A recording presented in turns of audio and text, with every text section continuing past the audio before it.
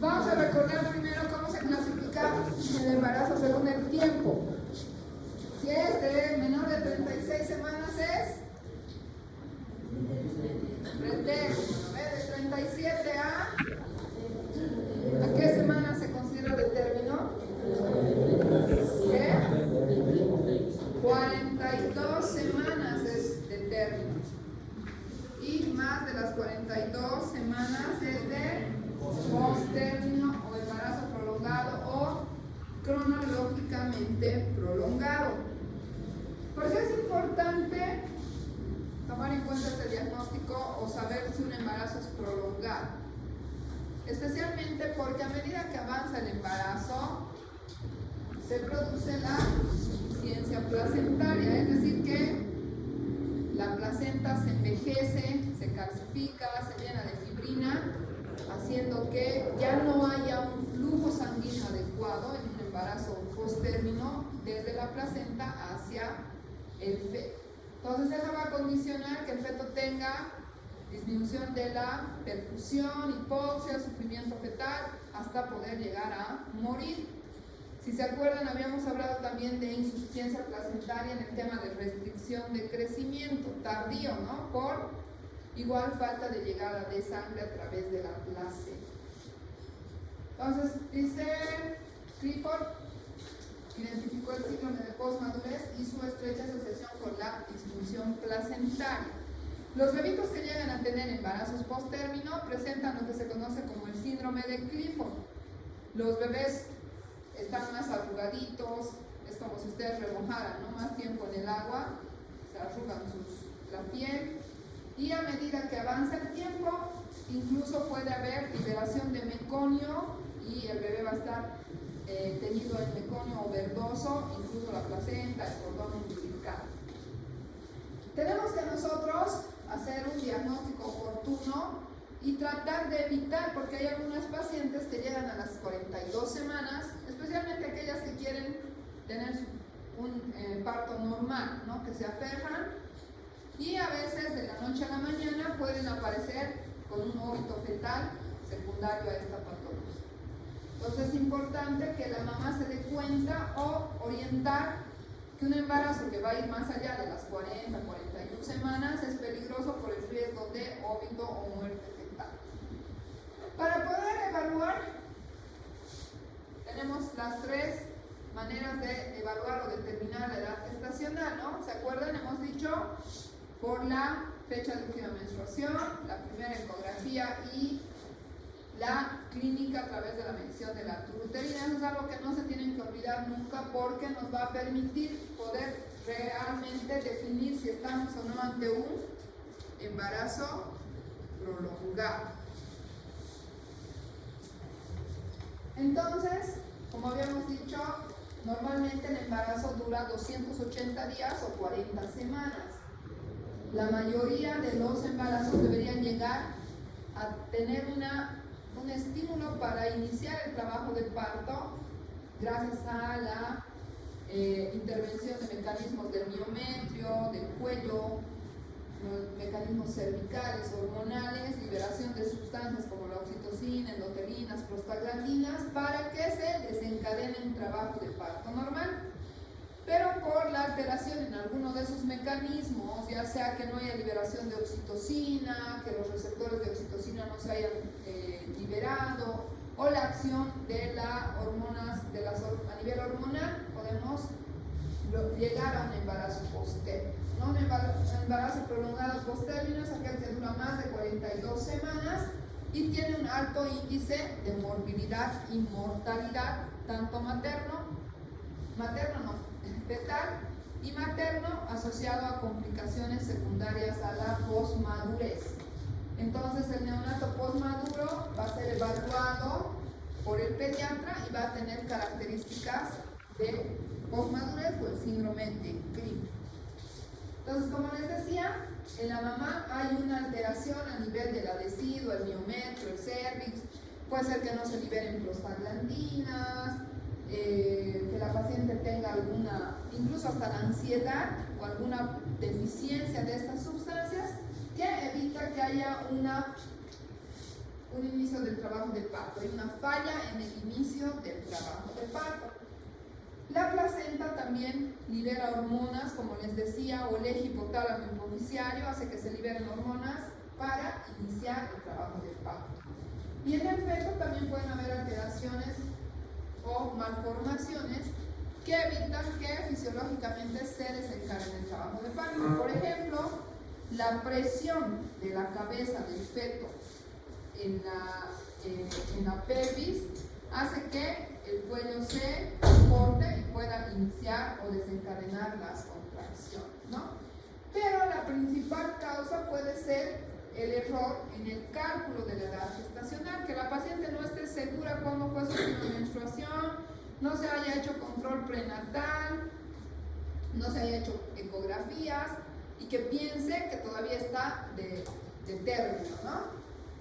Entonces, cuando la paciente no calcula bien y nos da una mala fecha y demás, puede llegar a tener las complicaciones de esta patología. Entonces, para poder nosotros diagnosticar o precisar o estar con la adecuada edad gestacional, tenemos que tener estos parámetros que hemos dicho, que es la fecha de última menstruación confiable. La paciente tiene que estar segura de cuándo fue su última menstruación, si tiene ciclos regulares, si ha tomado hormonas, anticonceptivos o ha utilizado quizás alguna hormona en los meses previos que le puedan haber hecho fallar o que no esté con un adecuado cálculo, ¿no? En la edad. La ecografía, ustedes saben que la primera ecografía va a ser la que más nos va a ayudar. Tiene un error de entre 5 o 7 días, pero es la que más real nos da la edad gestacional. La ecografía del segundo y el tercer trimestre puede tener una variación incluso de hasta 3 semanas, la del tercer trimestre. Por eso es que nosotros no utilizamos la ecografía del tercer trimestre como un parámetro para calcular o saber si realmente ese bebé es de término o postérmino. Entonces, cuando la fecha de última menstruación y el cálculo a través de la ecografía coinciden, es mucho mejor, o sabemos que realmente esa paciente tiene esa edad gestacional. ¿Cuáles van a ser los cambios que hay a nivel de un embarazo postérmino? Cuando habíamos hablado de alteraciones del líquido amniótico, dijimos que a veces cuando no hay buena llegada de sangre desde la mamá hacia el feto, va a haber una disminución del filtrado glomerular. ¿Se acuerdan? El bebé protege el cerebro, el corazón y los riñones empiezan a filtrar menos. Por lo tanto, en estos bebés va a haber una reducción del volumen del líquido amniótico, haciendo que haya un oligoamnios a causa de la disminución de la llegada del flujo sanguíneo a través del cordón umbilical. Pero también esa falta o disminución del líquido amniótico hace que el cordón umbilical se comprima más fácilmente, como habíamos visto en el tema pasado. Esto puede predisponer a que el feto tenga más riesgo de sufrimiento fetal o muerte fetal. La placenta va a tener un envejecimiento, se llena de fibrina, de calcificaciones, hay disminución de las velocidades coriónicas, necrosis, ateromatosis vascular e infartos que hacen que el sitio de intercambio sanguíneo se reduzca. Por lo tanto, el mecanismo fisiopatológico de las alteraciones en un embarazo postérmino van a ser la insuficiencia placental. Y el feto tiene dos vías, ¿no? de desencadenamiento a lo que va a llegar. Un riesgo de macrosomía, porque a medida que el tiempo aumenta, el fetito empieza a subir de peso. Aproximadamente el feto cada semana aumenta entre 120 a 180 gramos. Si nosotros lo dejamos más tiempo, hasta la semana 42, lo más probable es que este feto además sea macrosómico, ¿no? Haciendo que durante el nacimiento, si es que nace por parto normal, aumente el riesgo de lesión del plexo braquial, distocia de hombros, fractura de húmero, de clavícula. O algunos pueden llegar llegar a tener una desnutrición intrauterina o tener ese síndrome de postmadurez y están como más flaquitos y más blancos. El líquido amniótico, saben ustedes que va variando a lo largo del embarazo, pero pueden ver que a medida que aumenta el embarazo va a ir disminuyendo y hacia la semana 42, 43 aumenta el oligoamnios o disminuye el líquido, pero hay el riesgo de oligoamnios. Y el envejecimiento de la placenta hace que haya una insuficiencia placentaria y por lo tanto una hipoxia fetal. ¿Qué va a hacer el oligoamnios? El oligoamnios, con la reducción, reduce la cantidad de líquido en la cavidad amniótica. Su efecto principal va a ser la compresión del cordón umbilical. Puede comprimirse en cualquier parte del útero e incluso durante las contracciones es más frecuente que haya una compresión del cordón. Esto va a llevar a una hipoxia fetal, es decir, que el feto no va a recibir la cantidad adecuada de oxígeno, genera acidosis metabólica y por último relajación de esfínteres o liberación de meconio, como vamos a ver en el tema del sufrimiento fetal. Y por último, una muerte fetal, ¿no? Entonces, a medida que aumenta la edad gestacional, especialmente si llega a 42, 43 o más semanas, el riesgo de muerte es mucho mayor. ¿Cómo es el síndrome de postmadurez? Entre el 5 al 10% de los casos de embarazo posttérmino va a tener los criterios de Clifford o el síndrome de postmadurez. La piel va a estar macerada, es decir, como que se hubiera remojado mucho más tiempo la piel en el agua, arrugada, descamada. El tejido celular puede estar disminuido, es como si estuviera con una desnutrición intrauterina.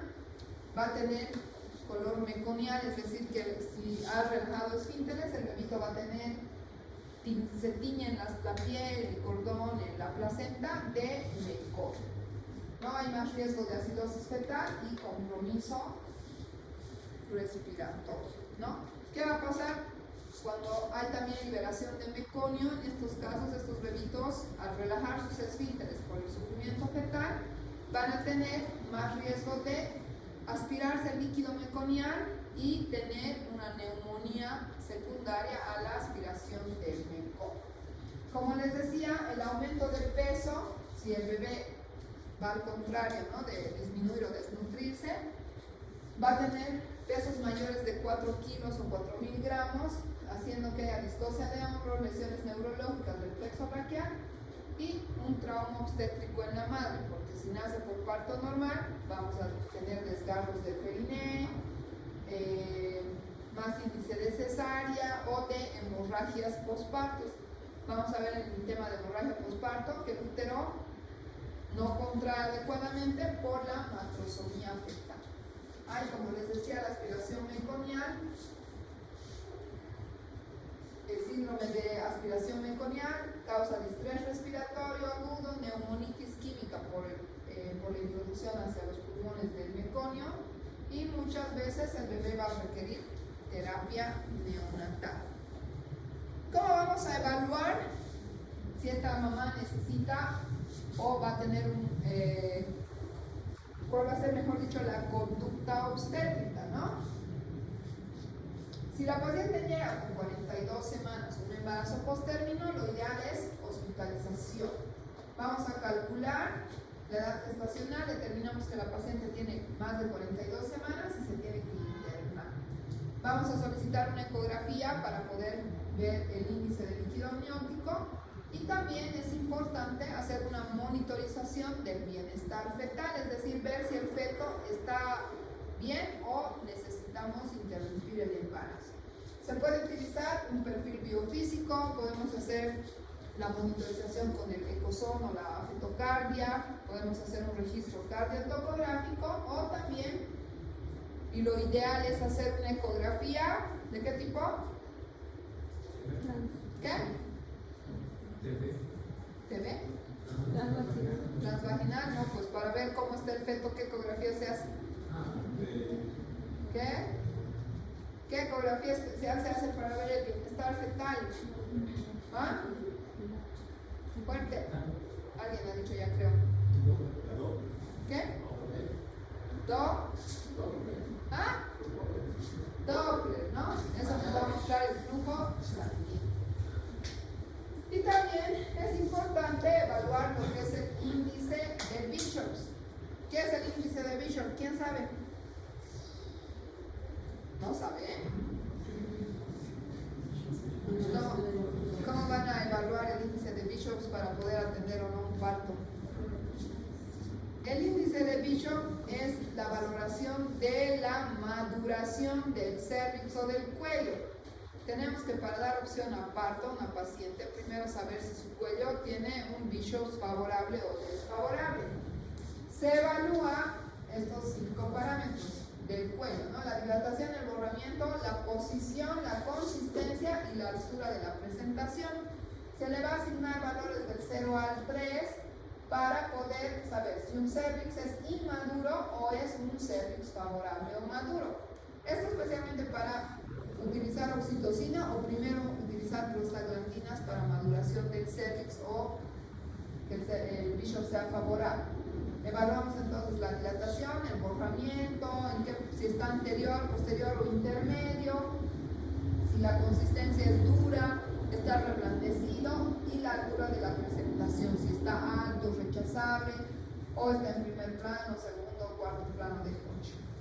Entonces eso, el cálculo, la suma de esos valores, un valor menor a 5 es un cérvix inmaduro y uno mayor a 5 es un cérvix favorable, en donde sí podríamos utilizar oxitocina para poder ayudar a las contracciones. Entonces, ¿cómo vamos a hacer la conducta obstétrica o cómo vamos a decidir qué hacer con esas pacientes con embarazo prolongado? Vamos a calcular la edad gestacional. Si la paciente está en un embarazo prolongado, tenemos que valorar. Si la paciente tiene condiciones de parto y el feto está con bienestar, podríamos inducir el trabajo de parto con previa maduración, o si la paciente no tiene condiciones de parto o el feto no está en bienestar, tenemos que decidir por una cesárea. No todas las pacientes con embarazo prolongado van a tener que hacerse una cesárea, sí pueden tener un parto normal. Entonces hay que tener una vigilancia activa. Si ya la paciente tiene 40, yendo a 41 semanas y insiste en que quiere tener un parto normal, tenemos que vigilarla activamente. ¿Cuál va a ser una de las maneras de controlar que la paciente sepa? Es a través de los movimientos fetales. La mayoría de las pacientes viene a la consulta o ya cuando es un embarazo postérmino refiriendo falta de movimientos o disminución de movimientos fetales. Cuando la paciente tiene disminución de los movimientos fetales, hay que tener mucho cuidado y hacer una ecografía Doppler o calcularle bien la edad gestacional y saber si está o no ya en un sufrimiento fetal. Se pueden hacer maniobras de Hamilton, que es despegar las membranas al revisarle, hacer un perfil biofísico cada 2-3 días para evaluar si el fetito está estable o no, o ya en el caso en el que es más de 42 semanas hay que tomar una decisión, ¿no? O le hacemos una cesárea o tenemos que conducir el parto. Entonces hay que monitorizar al feto continuamente, porque no se olviden que está en un estado de hipoxia o de insuficiencia placentaria. Hay alta probabilidad de que este fetito ingrese en sufrimiento fetal por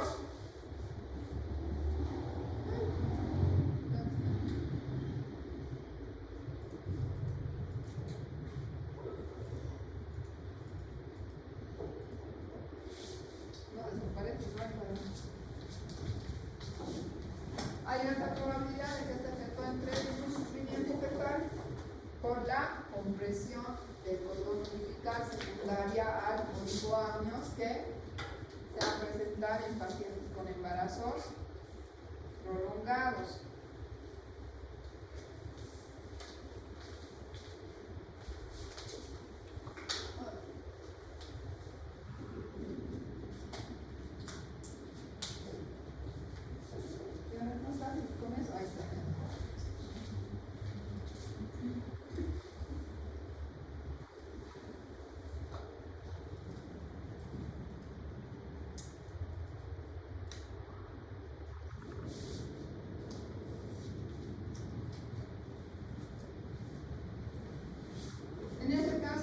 ya la paciente está internada, podemos hacer una amniotomía o romperle las membranas o evaluar si está con un líquido meconiado, si hay una compresión del cordón, pero casi nunca se hace. Podrían hacer una infusión, pero si ya está prolongado es mejor hacerle una cesárea a estarle sometiendo a una infusión, ¿no? Y siempre estar preparados a que si atendemos un parto y el feto era macrosómico o ha crecido demasiado, puede tener una distocia de hombros y prevenir la hemorragia postparto. Entonces, el que el embarazo sea prolongado, que se prolongue más allá del término, está asociado a mayor morbilidad, especialmente en el fetito. Fácilmente, entre 4 al 14% de los embarazos puede tener un embarazo postparto. Y lo importante es saber calcular la edad gestacional, decidir si la paciente tiene 42 semanas o ya está yendo hacia un embarazo posttérmino, decidir cuál va a ser nuestra conducta, si le vamos a inducir el parto o si directamente le vamos a ofrecer una cesárea. Y vigilar estrictamente el bienestar fetal a través de la ecografía, el perfil biofísico, ir monitorizando para evitar la muerte fetal, ¿no? Entonces, lo ideal es interrumpir el embarazo antes de las 42 semanas, ¿no? Cuando es una cesárea ya o una paciente con indicación necesaria, nunca llegamos a las 42 semanas. 38, 39 semanas es el ideal para el nacimiento del bebé. Pero ya si la paciente insiste, como les decía, en que quiere tener un parto normal, entonces hay que monitorizar y evitar que el fetito se nos muera. Bien, ese es el tema entonces, chicos, de sufrimiento, ¿alguna duda? Embarazo prolongado.